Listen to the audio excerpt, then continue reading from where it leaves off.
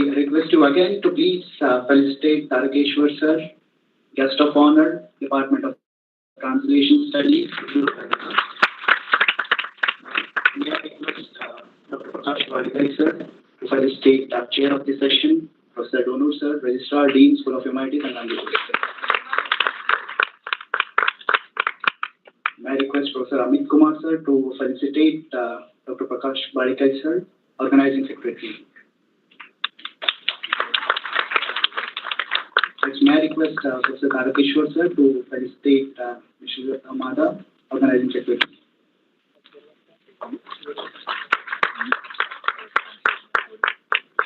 Thank you, everybody. Now, may I request our guest of honor, Professor Tarakeshwar sir, to address the gathering with a few words.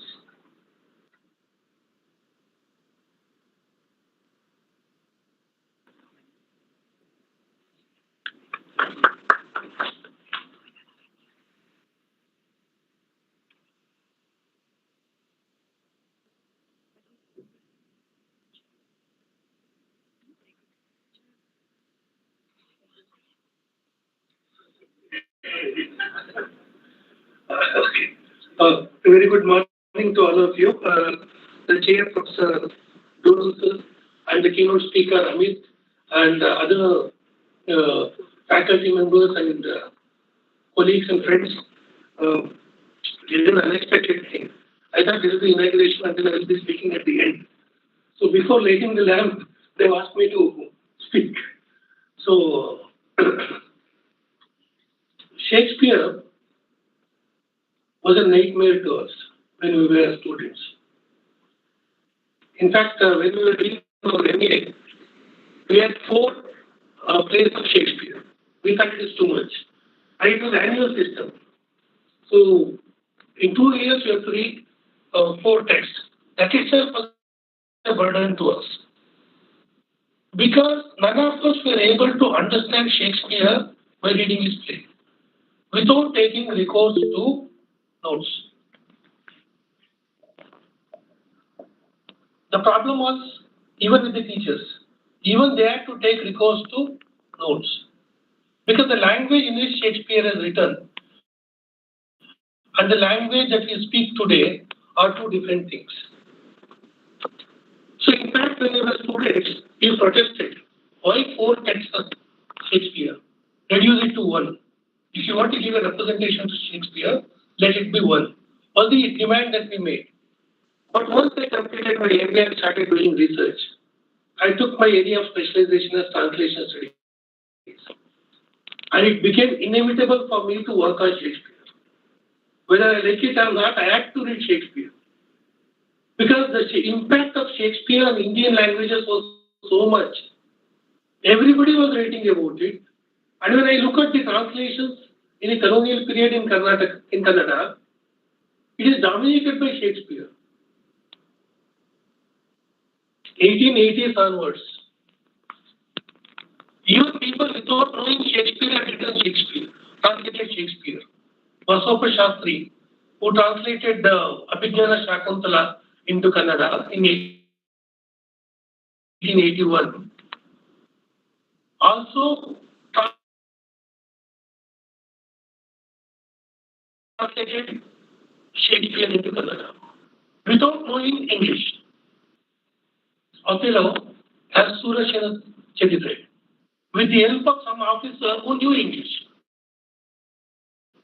That was the impact of Shakespeare on Indian languages. He was looming large on our writers in the late 19th and early 20th century. Whether we like it or not, we have to negotiate with him. So in that sense, all our intellectuals, writers in the late 19th and early 20th century, and even today, negotiate Shakespeare. So in that sense, as a researcher, though we opposed Shakespeare when we were in MA, I had to constantly negotiate and reread Shakespeare now. So what I'm trying to say is that certain texts become important for various reasons, and they continue to become important for various reasons. And it is for us as researchers to know what made them relevant then, what made them relevant today, and what is going to make them relevant even tomorrow. So in that sense, as researchers, we need to engage with these texts which continue to wield influence on us continuously. So with these words, I hope that the two-day conference organized by the Department of English and School of Languages, Central University of Karnataka, will have deliberations for 2 days. They have a very good lineup of speakers, keynote speakers, and then theory speakers, resource persons, and also I've seen the paper presenters. They are drawn from different languages. I hope we will have a good deliberations in the next 2 days, and we will be able to get some answers why Shakespeare continues to be relevant for various languages even today. Thank you.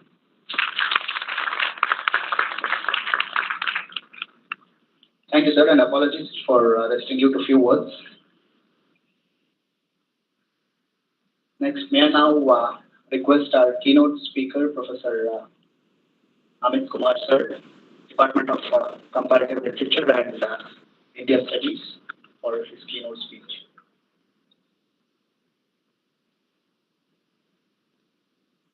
Yes, it is connected.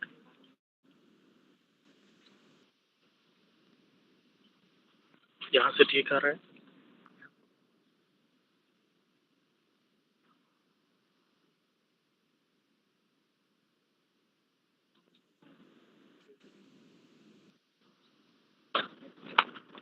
What is here? Don't you have outline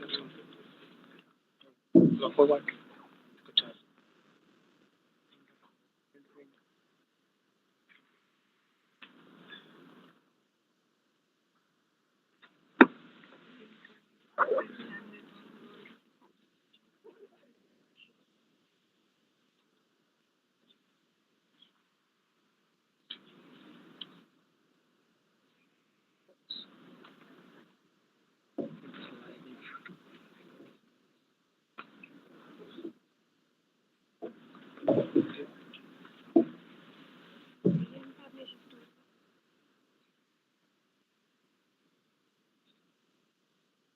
Good morning to all the people present here. It's indeed an honor to talk on the dais of the Central University of Karnataka. I always enjoy doing this, and it's again a pleasure that has come my way. This time, Shakespeare provided the opportunity, and I'm indeed grateful to Professor Donu for giving me this opportunity to speak about Shakespeare. So, let me just talk about the title of the presentation. The time is out of joint. This is a quotation from Hamlet, and where Hamlet is actually disturbed by the way in which things are going on. And then Hamlet says, the time is out of joint. Oh, cursed spite that I was ever born to set it right. So this is Hamlet's understanding, and Hamlet is trying to show that the time has changed and there has been an earthquake kind of a thing in terms of the time sequence. In terms of the time sequence, there was an earlier time, and there's a different kind of a time later. So the time is out of joint. It's a kind of a commentary about the way in which time is, not in continuity, but rather in a kind of a disturbing kind of a situation. There has been an earthquake in terms of the time sequence. Now, why am I using this? Hamlet and the way in which Hamlet had been portrayed in the earlier times, and the way in which Hamlet is being portrayed in the 21st century, there's a big difference. Now, the 20th century adaptations of Hamlet are not simple kind of an adaptations which are merely done for the purpose of enjoying the play, but rather they're loaded with socio-political voices. They're loaded with socio-political concerns, and And in a way, they talk about issues which plague the contemporary reality in a very big way. So that is the central concern, and I'm going to talk about the reincarnations of the Prince of Denmark, Prince of Hamlet, on the world stage in the 21st century.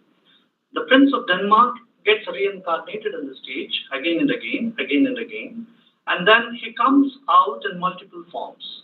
I'm going to talk about the adaptations and appropriations of Hamlet on the world stage. I'm deliberately trying to stay away from India because a lot has been said about India, and then there are good number of presentations. I was also asked to talk about the world stage because it is the keynote address, things like that. So I'm deliberately keeping away the India idea and then looking at the manner in which Hamlet has been re-articulated in the situation in multiple ways. So this is the contents of my presentation. Let me just talk about what do we mean by Hamlet scholarship. It is not just the Shakespearean scholarship that we're talking about, but there is something called a Hamlet scholarship altogether.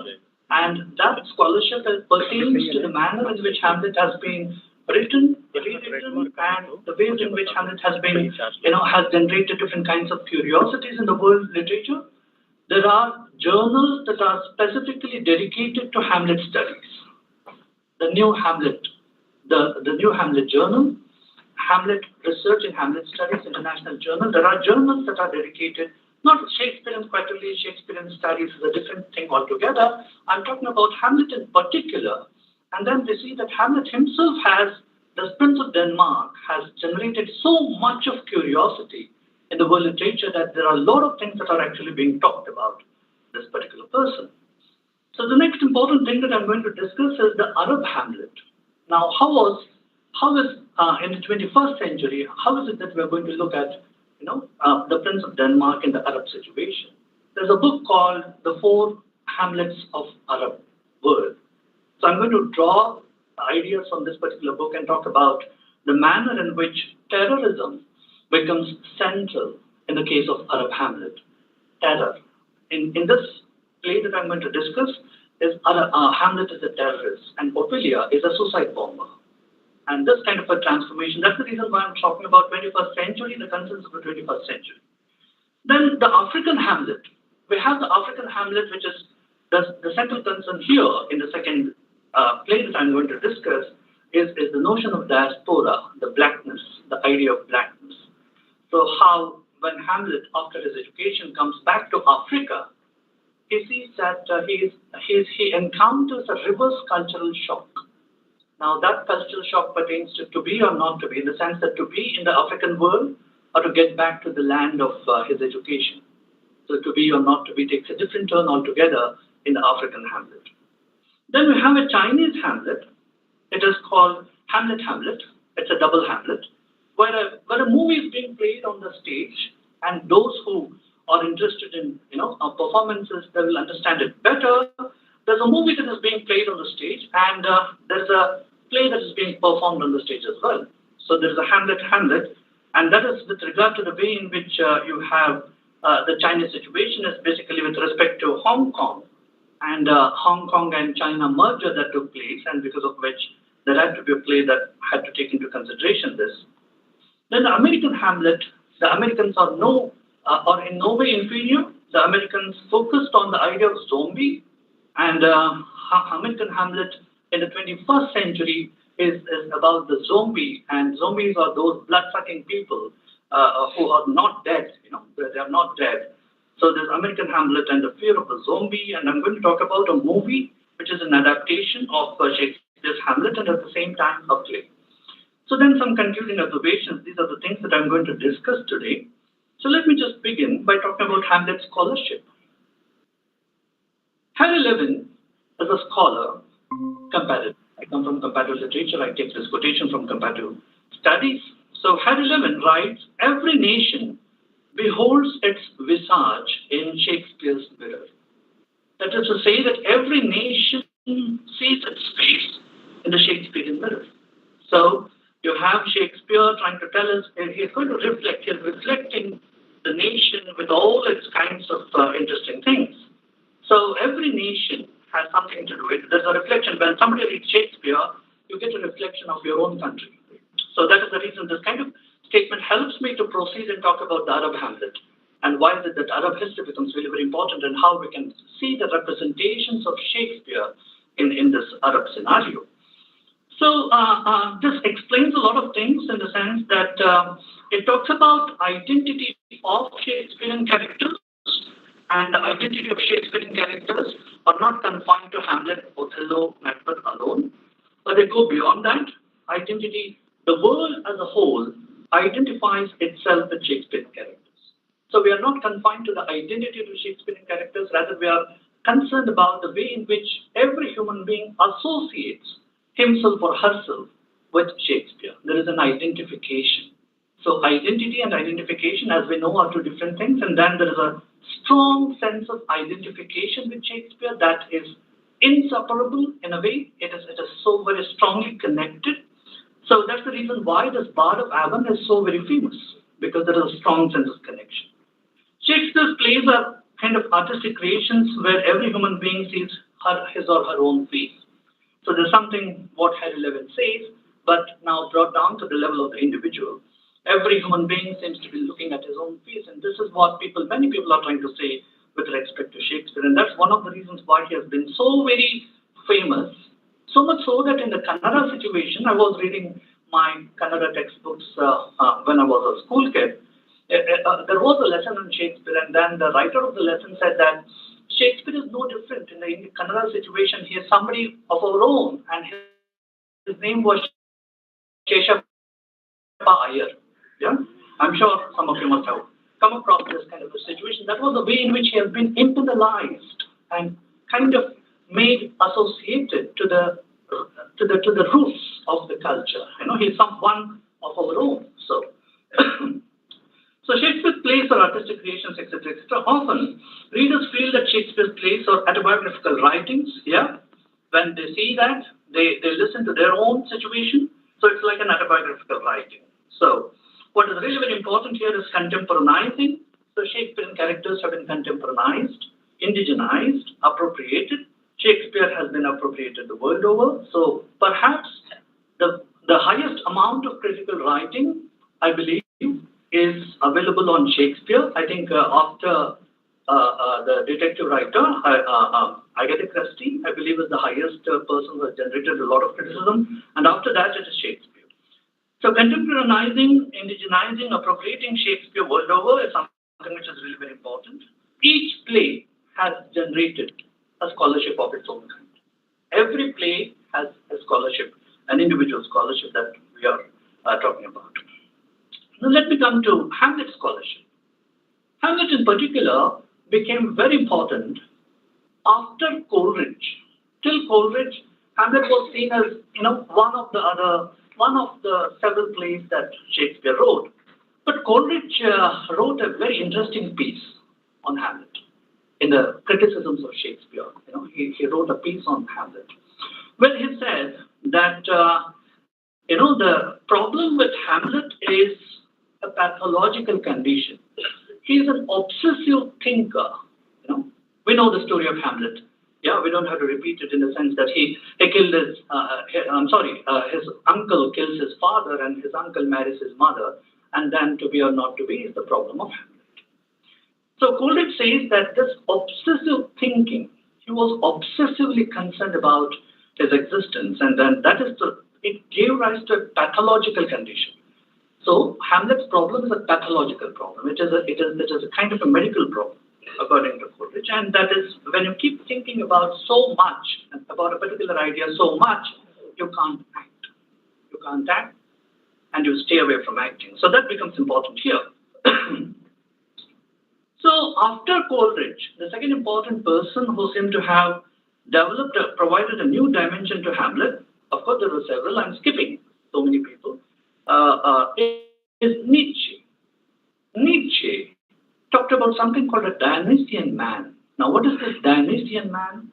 Dionysian man is somebody who is extremely knowledgeable. And because of the kind of knowledge that the Dionysian man enjoys, the Dionysian man cannot act. Yeah? He cannot act. He or she cannot act. It is not because thinking too much, but it is because of the knowledge that one possesses. Once you have a lot of knowledge, you develop a disgust for action. You develop a disgust for action. So that is what Nietzsche was trying to say. And you have this Dionysian man of Nietzsche, and he says Hamlet is one such Dionysian person. He's a Dionysian personality because he is knowledgeable. You know, we know that Hamlet is highly knowledgeable. When Polonius asks him, "What are you reading?" he says, "Words, words, words." So we know all that stuff, and he's very knowledgeable. He is educated, and he has come back to Denmark to face that situation. So Nietzsche, according to Nietzsche, the problem of Hamlet is not about not acting, but not acting arises because of this kind of extreme knowledge that one possesses. Next is T.S. Eliot. This is a very famous essay by T.S. Eliot where he talks about the problem of Hamlet, and he says that Hamlet is an artistic failure. He was trying to discourage people from reading Hamlet, but the contrary happened. Hamlet rather became very famous after T.S. Eliot wrote that essay. It was like a propaganda to read Hamlet. So T.S. Eliot said Hamlet doesn't satisfy. He's overly enigmatic.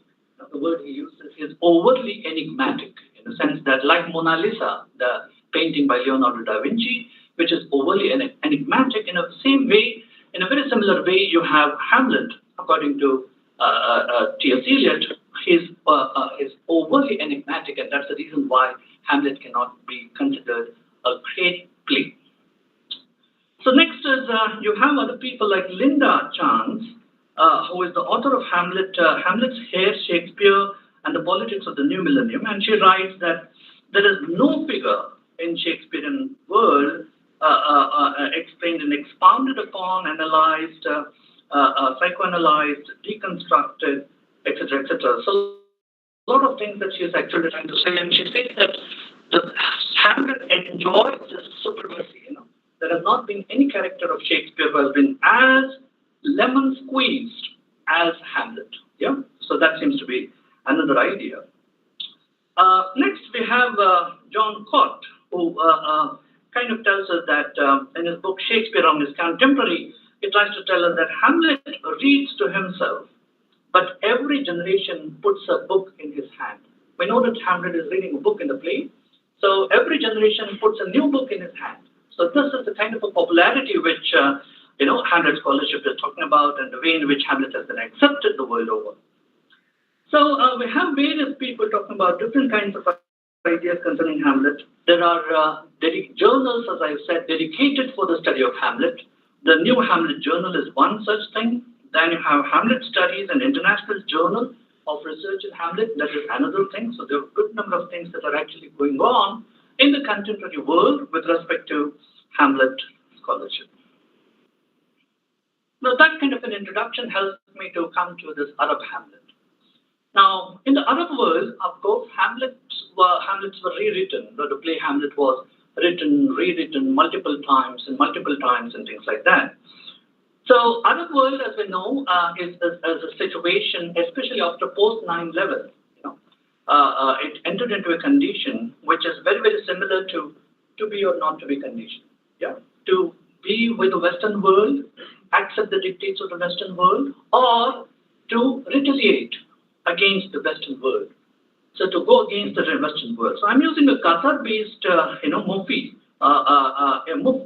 who actually said that a similar condition existed in the context of Arab world, something which he likens to Hamlet's problem, to be or not to be, which is basically to be with the Western world and go with them, or to retaliate against the Western situation and have an identity of our own. So because we have reached a point from where there is no return, we have to take a decision. We are at a crossroads now, and we have to be really very, very clear about it.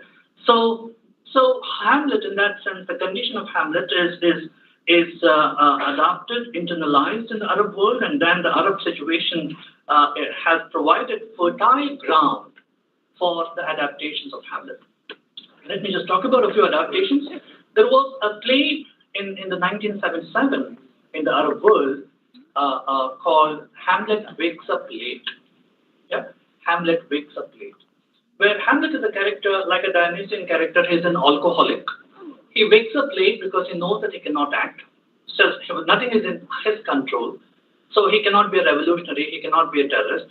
So he wakes up late and he allows things to happen to the world. He allows every kind of a damn thing that is actually happening, he allows that to happen. So that kind of a Hamlet wakes up late. Also, against that kind of a play, there was another play that was actually written in our next play. Yeah. So, Suleiman al-Basam's play, The All Hamlet Summit, which was written in the year 2002. Now, this particular play is very, very interesting. And why is it interesting? Because this play is the enactment of Shakespeare's Hamlet by appropriating the play to the Middle Eastern political situation. It appropriates the Middle Eastern political situation and talks about this play in a different color altogether. So, give me a minute. Yeah. So the characters of the play are re-domesticated to the Islamic world. Here you have a kind of a different situation. The characters of the play are re-domesticated to the Islamic world, and the play Claudius echoes the actions of Saddam Hussein. Yeah, Claudius is likened to Saddam Hussein, and his actions are echoed in this kind of a Saddam Hussein situation. So that's a very interesting play. The All Hamlet Summit 2002. Then Fortinbras' army is interested in the Arab oil and interferes in their Middle Eastern affairs.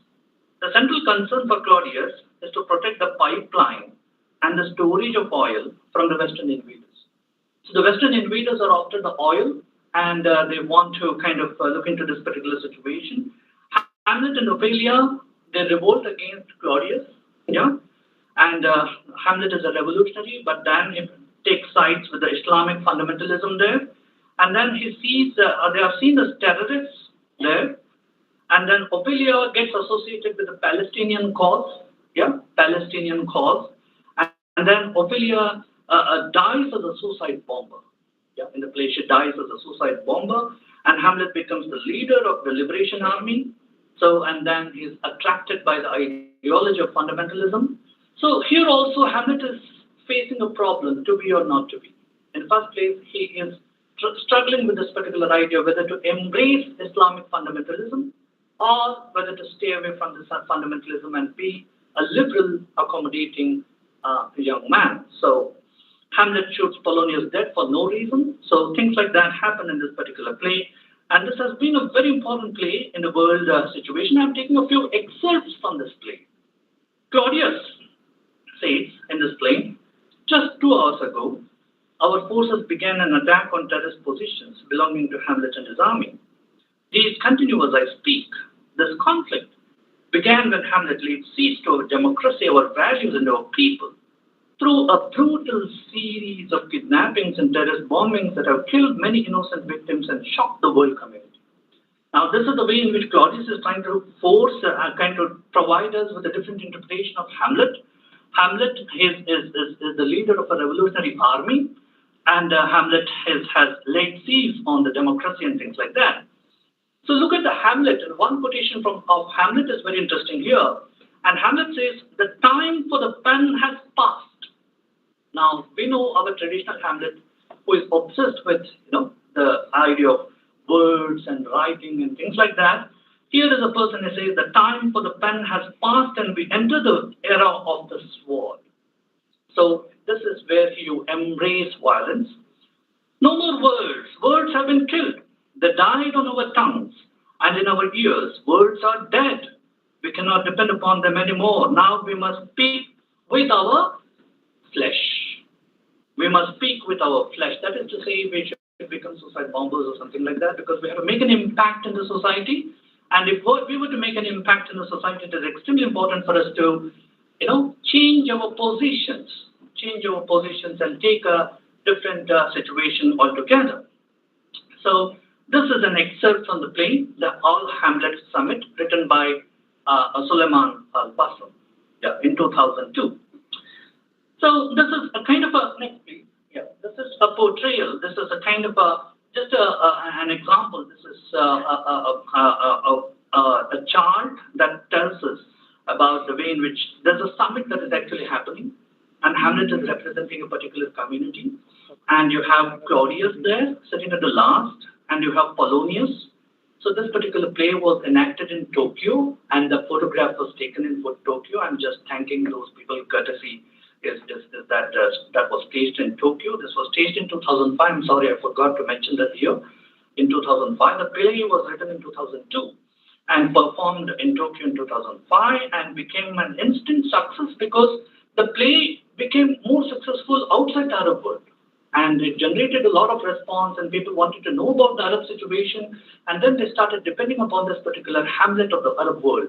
And Hamlet is a terrorist. That becomes extremely important here, and that is what we come across in this Arab play that we are trying to look into. So next, the Arab Hamlet and the threat of terrorism. The play was written in English, interestingly, not in the Arabic languages and not in Arab, of course. The play is written in English to foreground a contemporary Arab perspective. And it brings in issues such as Western imperialism, neo-colonialism, internal strife, and Islamic fundamentalism. It brings in these many issues, and it tries to juggle with these kinds of various ideas and present us with there were several criticisms of the play as well, but then Al-Bassam kind of replies to these criticisms and says that the All Hamlet Summit gave vital and much needed expression to today's Arab concerns. So he himself tries to tell us that there was a necessity to write such a play. Given the kind of a political scenario, there was a necessity. A writer would not help adopting Hamlet in such a manner, making Hamlet a terrorist in that particular situation. So that is what we come across here in terms of the Arab Hamlet. So this is one example of the 21st century Hamlet, 21st century Hamlets that we are talking about. This is one example. Now let me just move on to the African Hamlet. The African Hamlet and the diasporic consciousness. Hamlet was staged by Royal Shakespeare Company in 2016 with an African twist. Now what is this African twist? An actor called Papa Essido. If you just give a browse on the internet about Papa Essido, you'll get a lot of writings about this particular fantastic actor. I was privileged. I watched the play on the YouTube, and I would strongly recommend you to watch it. So Papa Essido starred as Hamlet in the play directed by Simon Godwin. Papa Essido is the first black actor to star as Hamlet since 1961. The play is set in post-colonial African state. In a post-colonial African state. Deliberately, the name of the place is omitted. Deliberately, the name it is giving it a pan-African identity rather than contextualizing the person. We get clues that it is from Western Africa because we get Yoruba idioms here and there. In the play, Hamlet is a student studying in a faraway land. And he is studying in the faraway land, and suddenly he receives the news that his father has been killed and his uncle has usurped the throne. So he rushes back. He is called back home as his father is killed and his mother marries the brother of his father. So this is the plot of Hamlet anyway. Here, Hamlet is caught between the changing circumstances of his native land and the alternative that is available to him in the land of his education. So there's a kind of an alternative that is actually being presented here. So to be here or to be there. To be here or to be there, that becomes important. To be or not to be acquires a diasporic twist. So the play has been rewritten from the standpoint of diaspora, and the diasporic concerns are brought to light. And it is also kind of a play that tries to draw our attention to the first world and the so-called third world situation. So a twist that indicates a conflictual and existentialist crisis demanding one to stay back or flee to the faraway land. So this is something which is really very important in the play, demanding one to either stay back or flee to the faraway land. So the diaspora concerns are highlighted in this particular play. And this play is also a 21st century, Hamlet. So, this is the performance. You see that we are aware of the situation in Hamlet, where Hamlet is trying to kill Claudius. Hamlet is trying to kill Claudius, and by Claudius is praying. Claudius is praying, and then Hamlet thinks, a man who is praying, how can he kill my father? a man so devout and a man so religious. Is it possible for such a person to kill my father? That is the question, and it kind of gets into his mind and he cannot kill. So Hamlet attempting to kill Claudius and Simon Godwin's Hamlet, a play appropriated to African setting. So one can actually look at these things, look at the kind of, the clothes that they are wearing, yeah. It is West African, yeah. And the colors that are there, and also the kind of ghostly atmosphere that is being created at the back. Claudius representing some kind of a ghost, and there were also other things which are there very important, which were about the spirits of the West African situation. European spirits are being represented here and there, and then these things have been internalized in a very big way. Next, please. So the African Hamlet and the diasporic consciousness, what we see here is African cultural and linguistic idioms. African attire, foregrounding blackness seem to be the central concerns of the play. So you see that there is this cultural and linguistic idioms, African cultural and linguistic idioms utilized. African attire is foregrounded in a very big way. And returning back to Africa gives rise to a reverse cultural shock. Now, there is something called a reverse cultural shock, not just a cultural shock, but somebody comes back from a foreign land to one's native land. They get into something called a reverse cultural shock. Now here, Papa Asidu, the Hamlet here, gets into this kind of situation, and that there lies this question, to be or not to be. So the play productively manipulates the metaphorical structures of the story of Hamlet that we are aware of. It manipulates structures that provides us with a lot of opportunity to understand the situation. So it looks into the notions of grief, revenge, and justice. Well, when it comes to justice, what is really very important is it doesn't take shelter in the European justice from an African situation. This is what they have said. It talks about blackness, of course. Blackness gets exemplified in multiple ways: East African blackness, West African blackness, South African, Caribbean, Afro-American, etc., etc. So in the words of Sujata Iyengar, as a professor in American University, she says that we find in Godwin's Hamlet a future space of blackness. So she says that there is an immense possibility, even if we watch this particular play, we see that there is an immense possibility in terms of understanding blackness and the future of blackness. How can we reinvent the idea of blackness by contextualizing blackness in the context of Shakespearean plays? So that seems to be an important idea. So this has created a big impression on the world psyche, this Black Hamlet. So Black Hamlet, or the African Hamlet. So that I'm talking about.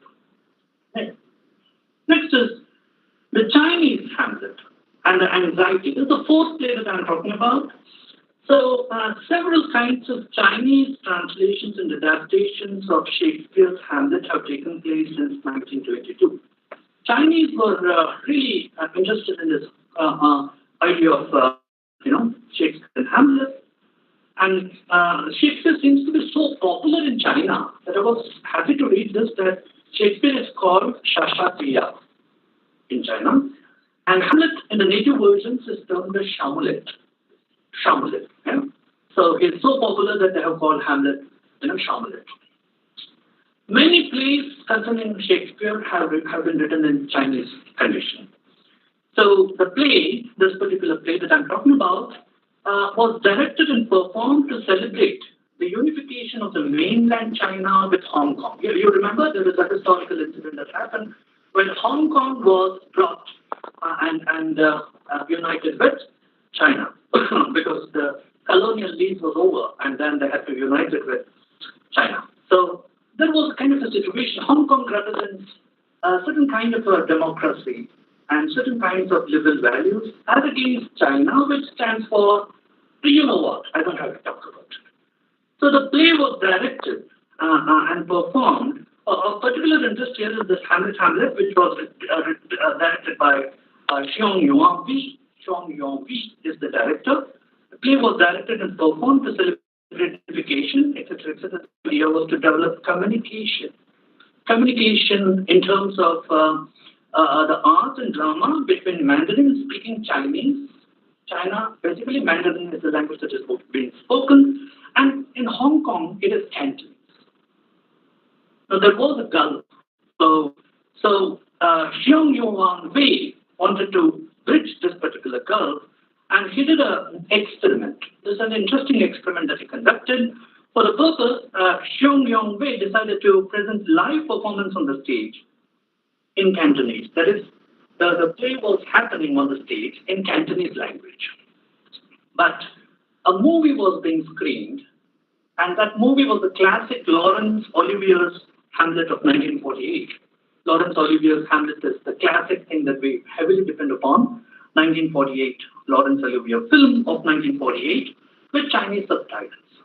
Now, the movie was being played with Chinese subtitles, the English movie with Chinese subtitles, and the play was being performed in Cantonese on stage. Yeah? Time and again, Hamlet, who is performing the role of Hamlet on the stage, used to go and stop the videotape. He used to stop the videotape, and then he used to just go ahead and talk about the situation and things like that. The title of the play, Hamlet, Hamlet, draws our attention to the presence of two Hamlets. Yeah, there are two Hamlets here. The classical Hamlet, represented by Laurence Olivier, and the Cantonese-speaking Hamlet on the stage. So there are two Hamlets that are being presented, and that's the reason why we have this situation called Hamlet, Hamlet. So I have a quotation here by Xiong, who says that why did we do this? He said that contemporary behavior and fashion are deeply influenced and controlled by the electronic media. Reality needs to be confirmed by the screen, or even worse, that reality disappears in screen. In our performances, we let our modern Hamlet on the stage see a classical Hamlet in the videotape, and the former reflects our own life and fate in the light of the latter on the screen. So there is a kind of a contradiction here. There is a gulf that seems to be existing has been retained and presented to the audience. So you have the Chinese Hamlet, that is the Mandarin Hamlet, and then the Cantonese Hamlet that is being performed here. So the Cantonese Hamlet seems to be knowing everything about the Chinese Hamlet or the Laurence Olivier's film. So that kind of a contradiction is brought out, and I have an excerpt here. Excerpt from the play. Here Hamlet says, the one who is actually performing, he says, can anything be more depressing than something that you don't want to be true but is proved to be true? Don't you think that what happens on the screen has already taken place around us? So there are things that are happening on the screen. So he says, do you know what the things that are actually happening on the stage are already happening around us? Don't you think so? He's just talking to Ophelia. And Ophelia says, it wouldn't be like this, would it? I hope nothing happens. She says, I hope nothing happens. She is very poised and composed, and she thinks that nothing can change. Then Hamlet says, the worst is that the tragedy written by Shakespeare 400 years ago has already started around us. But there is this horror. The Shakespeare's tragedy that has actually happened 400 years ago, he wrote that tragedy, it's going to happen here live on the stage in front of us. So the movie that is being played, the tragedy is happening there, and the same kind of a tragedy adapted to the Chinese situation is happening on the stage. So there are two different kinds of Hamlet that is being adapted in the Chinese situation, and that is what we see here in terms of Ophelia and Hamlet's conversation, and an interesting adaptation by the Chinese with respect to this Hamlet condition. Next, one of the important things that we notice here is the anxiety of misunderstanding. Now, this seems to be a central concern in the 21st century world: anxiety and misunderstanding. Yeah. It is something which we are all engulfed by this post 9/11 situation. Everywhere you see people are anxious and people are misunderstanding. Yeah, misunderstanding. So that seems to be the case here too. And towards the end of the play, you see Horatio sacrifices his life to save Hamlet. Hamlet does not die, but delivers the speech to be or not to be. Hamlet stands still, and the climatic scene of Laurence Olivier's movie, Hamlet, is being played on the stage. The audience doesn't have an option. The audience do not know what is happening on the stage. The audience is left without a clue. They don't know. They don't have a clue whether they are supposed to leave the stage, leave the auditorium, or whether the play is still continuing. The audience doesn't know. So this is the kind of thing, uncertainty anxiety and things like that, and a deliberate sense of misreading the play is being generated. So the multilingual play, that is English, Mandarin, Cantonese, play enacted with the help of multimedia on the stage, intensifies the problem of Hamlet, that is procrastination and inaction in the context of China and Hong Kong. The context of China and Hong Kong, this inaction is kind of foregrounded because Hamlet doesn't act, and that is the same thing happens here also. Hamlet just doesn't act. Rather than acting, he starts delivering his speech, to be or not to be. Yeah. Hong Kong's reluctance in accepting mainland China and the anxiety concerning misunderstanding of the cultural nuances and the trap of current political imbroglio could be observed in the play. The play brings out foreignness and uncertainty. There is a sense of foreignness you see here, and a kind of an uncertainty that prevails, as I explained, due to the ongoing political and economic developments as the central concerns with respect to Hong Kong and mainland China. That's a divide that the play foregrounds. The play also drives home the point, one country, two systems, through these two Hamlets. One country, two systems, for which Hamlet becomes a metaphoric agent. Hamlet becomes just a metaphoric agent to understand there's two systems prevailing in one particular country. One, Cantonese, Hong Kong kind of a system. The other, the communist mainland China, Mandarin-speaking system. So that is another kind of a Hamlet that is being done. It is in 2000, later, after 2000. Now let me come to my last play, last adaptation, which is the American Hamlet. Now Americans we know that one of the important problems with Americans, or maybe a positive thing about Americans, is the fear of the unknown. Yeah, they have a fear of something which is not known at all. Now they feel that people from outside space will come and attack the Earth, which never happens. Or if there is some kind of a zombies that get created, they kill human beings and things like that. So there is a fear of the unknown, which is a very, very characteristic feature of the American world. Now you have a Hollywood movie directed by John Mulaney called Zombie Hamlet. Now this is a zombie version of the Hamlet. And this movie, it is there on imdb.com. If you are a big movie buff like me, for example, you will see this in 2012 movie. Plot line of the movie is something like this. An ambitious filmmaker plots a reimagining of Hamlet set during the American Civil War. Reimagining of Hamlet in the American Civil War. But when he loses budget, he has to accept much less money, which means making major script changes. He makes zombies, he makes the zombies the enemies of Hamlet. And Hamlet has to save the world from the zombies. Now, this became an though imdb.com, only 4 is the rating of this movie. But then it was a commercial success. So the soliloquy of Hamlet, the famous soliloquy of Hamlet, to be or not to be, is turned upside down to suit the zombie situation. And what do they say? To not to be or not to be, that is the question. Now, we know that zombies don't live. So to not to be or not to be, that is the question. So the central concern is to mitigate the tragedy by incorporating comic elements. Now, what is the tragedy of Hamlet? Here fizzles out and actually becomes a comedy. Yeah? It becomes a comedy of errors. So we don't have time for tragedies these days. So it is very difficult for us to go to the stage and look at the problem that is happening on the stage and to lament over it. Yeah? They turn out to be comedies. And Indians anyway write only tragic comedies. So that's here is an American situation where tragedy has been converted into a comedy. What is Dukhanta becomes a Sukhanta. Hamlet's contemplative demeanor is satirized. Hamlet is very contemplative, but here is not at all contemplative in this particular movie. Right. There's a poster of the movie, the zombie Hamlet.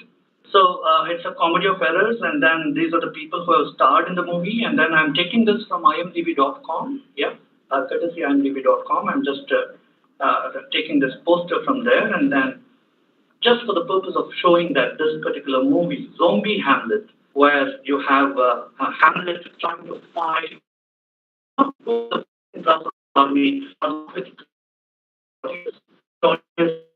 have the shape of zombie and he's trying to zombie.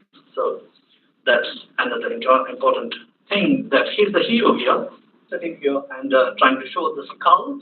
Skull, as you know, in Hamlet, skull is a very important metaphor because repeatedly, you see in the grave digger scene, it is the skull, and in different other kinds of episodes, you see the skull becomes the central metaphor. It reminds Hamlet of his dead.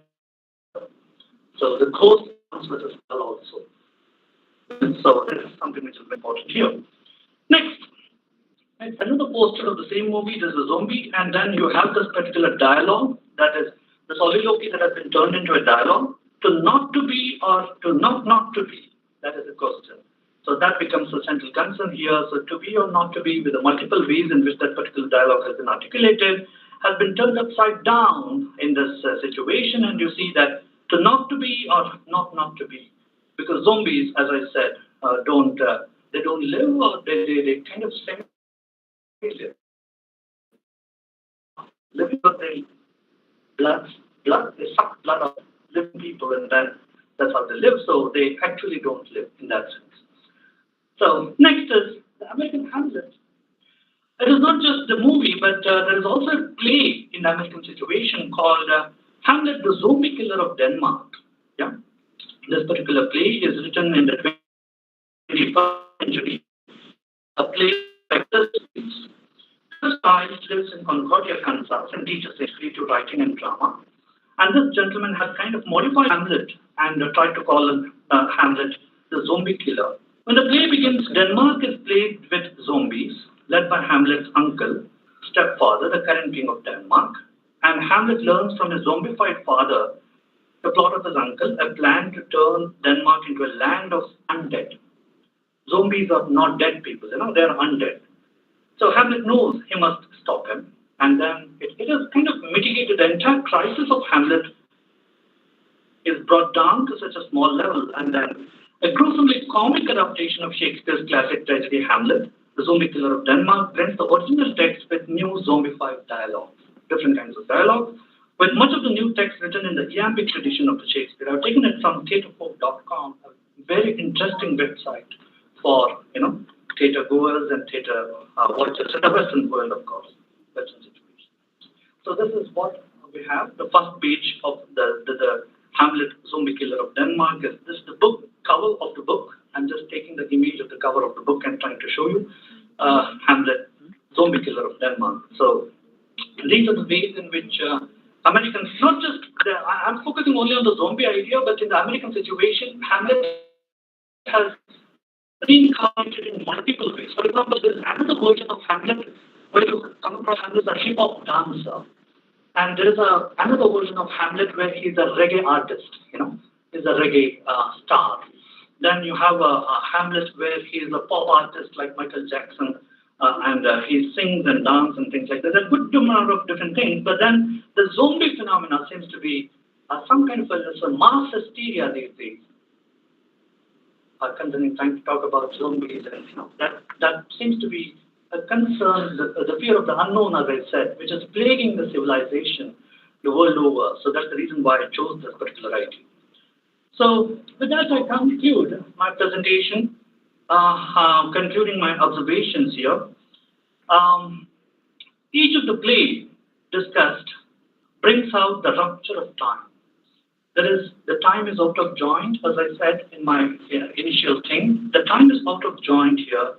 There's a kind of reincarnation of Hamlet that we come across, and every version of the Hamlet that we come across shows a big distance from the traditional Hamlet that we are aware of, the Shakespearean Hamlet that we are aware of.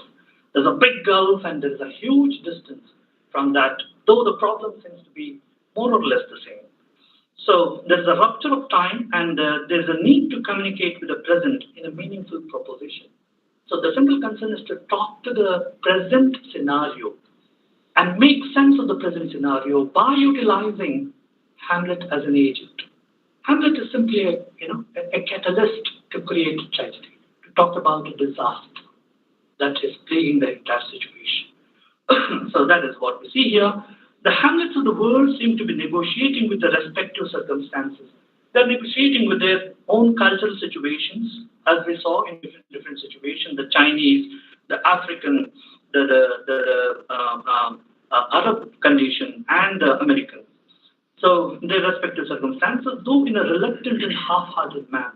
So there is no active kind of an embracing of the situation. There is certain degree of reluctance in terms of accepting the situation. There's a half-hearted, engagement with the problem that they are facing. So disruption in existence, yeah, there is a disruption in existence. There's dislocation in space. There is a disruption in existence, dislocation in space, and disavowal of guilt.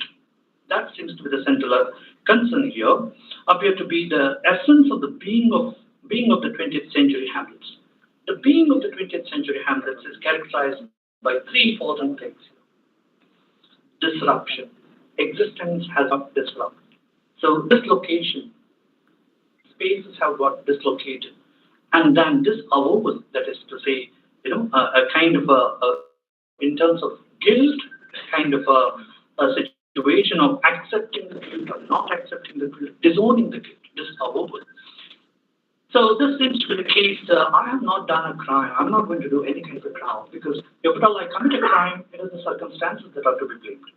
So Hamlets of the present times are transforming themselves from being tragic heroes to dramatic agents or comic relief. I talked about. So they have become comic agents.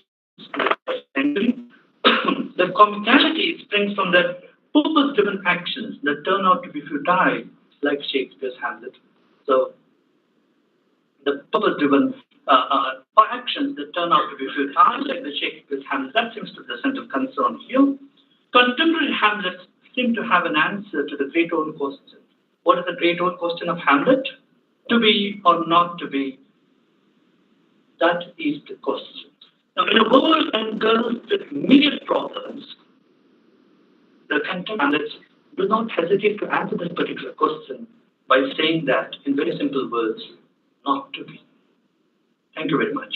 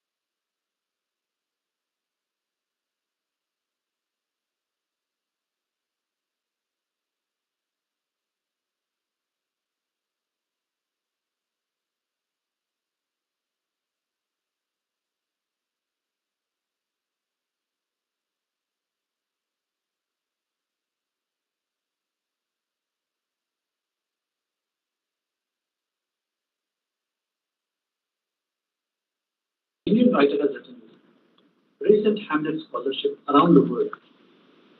So they're just trying to focus on Hamlet and the multiple caricatures of Hamlet, multiple versions of Hamlet. So people keep doing that and they're not exhausted. That they still find ways of bringing the Hamlet problem. They still find ways of adapting him. And in our own situation, I didn't talk about it, but you people know it better. Many Hamlet versions have been incorporated in the Kannada situation, in the Marathi situation. Good number of them. Kuempu wrote plays, Rattachi. So several kinds of things which we have here in our own situation, which are adaptations of Hamlet. So in Maharashtra, there's a Marathi Shakespeare. Shirvatkar, I think Shirvatkar. Marathi Shakespeare. He's called a Marathi Shakespeare. He has written so many adaptations of Shakespeare that it has become so. Every linguistic situation has presented one kind of a Shakespeare. That's the reason why I believe. I don't know whether I answered your question because that is something which is plaguing humanity. Why is he so popular? Even if you despise him, you can't ignore him. You can't ignore. You can't ignore. Yes. Thank you, sir.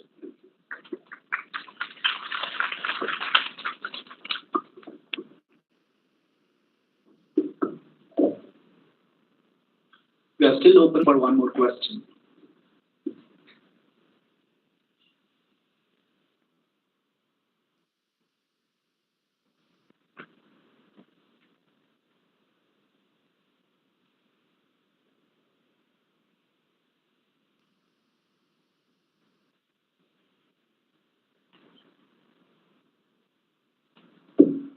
Thank you.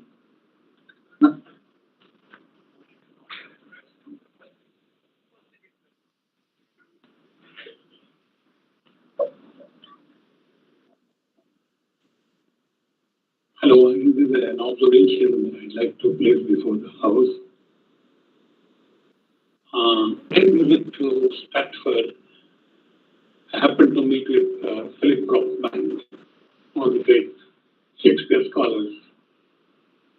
He sort of, shocked me when he told me that in 2007, that was when I visited the second time, there were 15,000 publications on Hamlet available.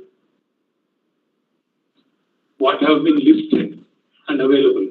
So I can imagine the amount of scholarship that must have multiplied by now. And one reason, in my opinion, is his relevance to all times. Shakespeare's relevance to all times, whether it is 16th century or 21st century, or the information age or the other age. His relevance to all ages and the universality of his themes.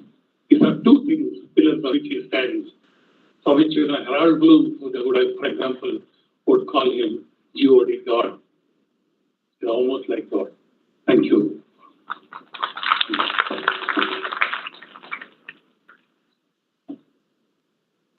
Thank you, sir. Moving on, may I now call upon the chair of the session, Professor Basuraj Donur, Registrar, Dean, School of Humanities and Languages, for the presidential remarks.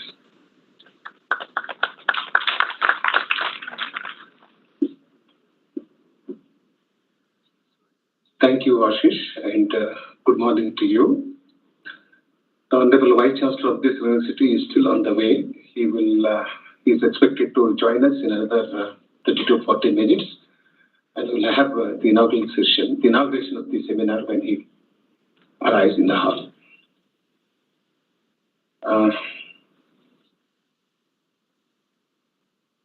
Professor Amit Kumar PV,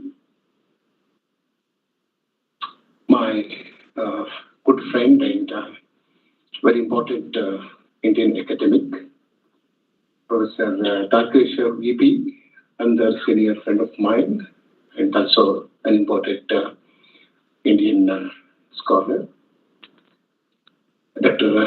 Prakash Panikai and Sri Lata Rising Six Trees, Professor Ved Sharan, Professor Bhimrao Bhosle, Professor Sridhar, Dr. Lakshmi Chandrasekhar, and all the delegates, heads of various departments, participants, students, ladies and gentlemen. It's a good gathering. I'm very happy that a lot of the students of the Department of English and Linguistics, Kannada, Hindi, are attending this two-day national seminar on Shakespeare. This is an important academic program organized by the School of Humanities and Languages. This morning, until now, we heard two wonderful speeches. Professor Tarkeshwar, although he spoke for a short time, but he could make very brilliant observations on Shakespeare. And he talked about one or two very important dimensions of Shakespeare.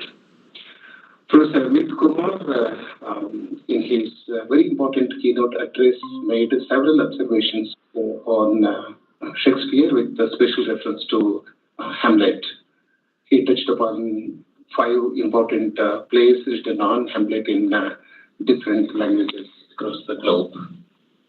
I'm also very happy that one of the participants asked an important question, and Professor Sridharji, a very senior Shakespearean scholar in the state of Karnataka, also made very brilliant observation about Shakespeare.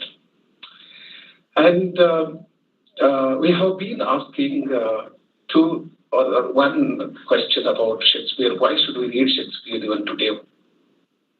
Why is Shakespeare so famous? Why is Shakespeare not out of date? These are the questions we have been asking on and about Shakespeare for decades. I must tell you that the people who do not like Shakespeare, who didn't like Shakespeare, for example, Tolstoy, also wrote very extensively about Shakespeare. That's very interesting. You like Shakespeare, you write extensively about Shakespeare, you speak extensively about Shakespeare, and even when you don't like Shakespeare, talk with Shakespeare, you still like Shakespeare and talk about him. That is the beauty of Shakespeare. And we need to understand, where does the greatness of Shakespeare lie? Does it lie in his use of language? That's very important. Or does it lie in his vision, in his lokadrishti, in his understanding of human life, and so on? Professor Amit, he talked about humanism in Shakespeare. That's an important thing. So why do we react so sharply to Shakespeare? Why do we love Shakespeare? And Professor Amit Kumar, in his keynote address, tried to give answers to these questions. Why do we love Shakespeare and like Shakespeare? Because Shakespeare has answers to several problems that we are facing today. Shakespeare gave solutions to the people of his time in the 16th century, and since then he has been giving solutions to several problems that we humans face. He talks about human love, hate, jealousy, and truth. Okay, why men love, why women?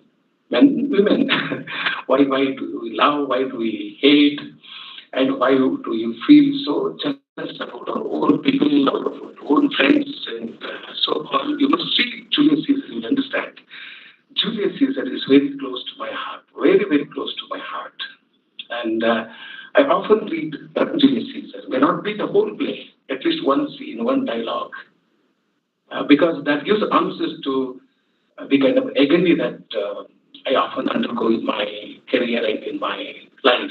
So what I'm trying to say to you is that you can emotionally, psychologically, spiritually get connected with Shakespeare and Shakespeare's world. That's the beauty of Shakespeare. And Shakespeare is immensely popular in England even today. I also visited London, then Stratford-upon-Avon in 2017. Very, very popular. Wherever you go in England, you find Shakespeare. London Shakespeare, Cambridge Shakespeare, Oxford Shakespeare. In every town, in every major town in England, you have Shakespeare. They stage his plays throughout the year, and they love. And if you go to London, you cannot find many people on the street. But if you go to his place of birth, Stratford, it's like Kashi. Lot of people. You don't find space to park your vehicle. We struggled for 3 hours to find space to park our vehicle there. And you must visit his house. And outside his house, you find when I visited, there were 2 actors, very handsome actors, very tall and handsome actors. And they were ready to, perform any scene that you mention. You go and tell him, please, you perform this particular scene from Hamlet. They are ready. Remember, they remember almost all the dialogues of all major plays of Shakespeare. All the dialogues of all major plays of Shakespeare are on the tip of their tongues. So I sat there for 1 hour and listened to them. And in Globe Theatre, I tell you, I saw this King Lear, and I also saw King Lear in Dharwad. I must share the difference between people watching, King Lear in England and King Lear in Dharwad. Globe Theatre, and there you have to struggle to get tickets. Well, if you get ticket, and for 3 hours, you will forget where you are standing. And people still love Shakespeare. I don't know how people used to react to Shakespeare's plays in the 16th century, but I know how people can react to Shakespeare's tragedy today, in 2017. And when Caesar laughed, the audience laughed. When Caesar cried, the audience also cried. You must believe that when Caesar was facing his problem, one of the old women fainted. She fell unconscious. She was shifted to the hospital. I'm not telling you a story. During 3 hours performance, I saw one young girl and one old woman. They fainted, fell unconscious. They had to be shifted. But I also saw this performance of King Lear in Dharwad, in Shivagura Rangamandir. Nasiruddin Shah played the role of King Lear. And it was so disastrous. It was a Kannada play, not an English play. Kannada play. It was so disastrous that people didn't show interest in the performance at all. And he had to, he got upset and he took the audience to task. Then he left. He didn't perform the full play. I don't know why people,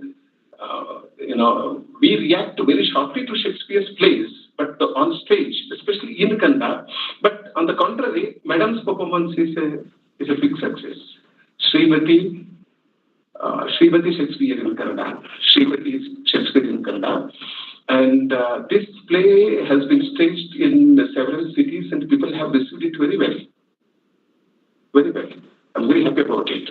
And today, Lakshmi Chandrasekhar, an important theatre artist, will be staging a play at 6 o'clock today in this auditorium. Shakespeare's Wife, of course, in English. Then, I don't have to, deliver a lecture here. We have very important scholars here, to talk to you. Professor Bhimrao Bhosleji, Professor Gurveer Sharan, Professor Nikla Elich, and Professor Sridhar. And I request all the students to listen to the lectures being delivered in this auditorium. I also request all the participants not only to listen to presentations, but also to take active participation. That debate discussion is an absolute necessity. You can ask questions to all resource persons at the end of their presentation. And today, tomorrow, we have scheduled a lot of lectures, panel discussion, and we have one session on Dr. Rajkumar because today happens to be the birthday of Dr. Rajkumar at 4 o'clock. Then we have a play at 6 o'clock. Tomorrow we have paper presentations and several plenary sessions. And we take care of you. Any problem about accommodation, you can contact us. And so thank you for accepting our invitation and attending this two-day national seminar. I'm very happy that 4 of my classmates have come to attend this national seminar. Professor Dr. Shantinath Balusi and Dr. Srishel Golgund and Patil and my very dear colleagues from Karnataka College, Professor Mukund Lamani and Dr. Bhatt. They are here, and 6 to 7 research scholars from Karnataka University, Dharwad have come. A lot of research scholars from 2 important private universities from the city have come. So I am extending a warm welcome to you and happy stay in CUK in this auditorium for next 2 days. Thank you so much.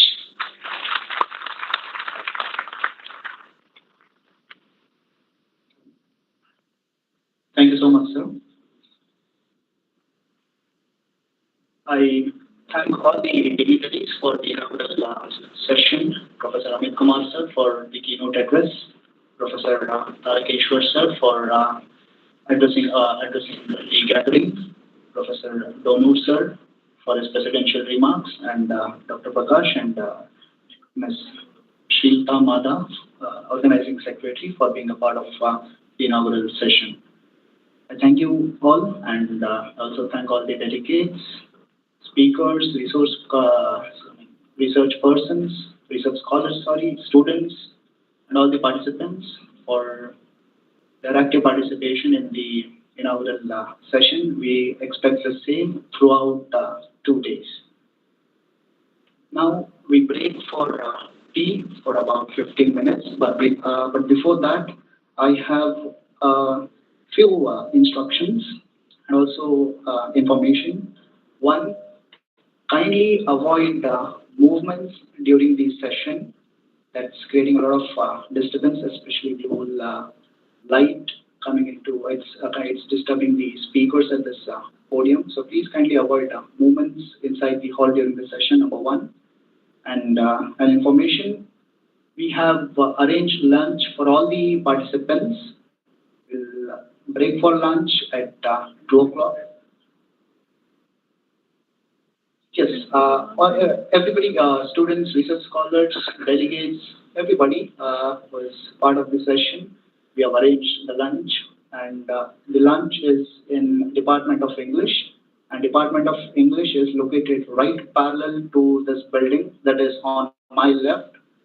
You exit through the door, and the building you see right in front is Department of English.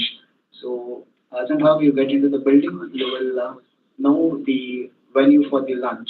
There's the banner put up there. And yes, and further on now, this is the end of inaugural session, and we have 2 more. Before, yes, yeah. Before lunch, we have 2 sessions. The first session is by Professor Bhimrao Bhosle from Hyderabad Central University. The title of the session, the title is Textual Meaning and SFL Interpretation of King Lear. And this will be followed by Professor Tarakeshwar sir's session. The title is What Did Shakespeare Do to Us and What Did We Do to Shakespeare? And with these 2 sessions, we will break for lunch, and after which we have 2 more sessions. One, a semiotic analysis of select sonnets of Shakespeare by Professor B.N. Balaji. Next, we have a session by Professor Nikhila H. The title is And Thus I'll Curb Her Mad and Headstrong Humor, Taming of the Shrew in Kannada Cinema. And session 4, we have Dr. Rajkumar and Indian Cinema. And we have speakers, Professor Nikhila H. Again, Dr. Manjulakshi from Department of Linguistics. So that is the schedule for the day. And after these sessions, we have performance of a solo play entitled Shakespeare's Wife by Srimati Lakshmi Chandrasekhar. Welcome you to Central University of Karnataka, ma'am. Please stay back until for all these sessions, and like I said, we expect an active participation from all of you. Now we break for tea for about 15 minutes, and we gather in the same auditorium. Thank you, sir. बोला की खाली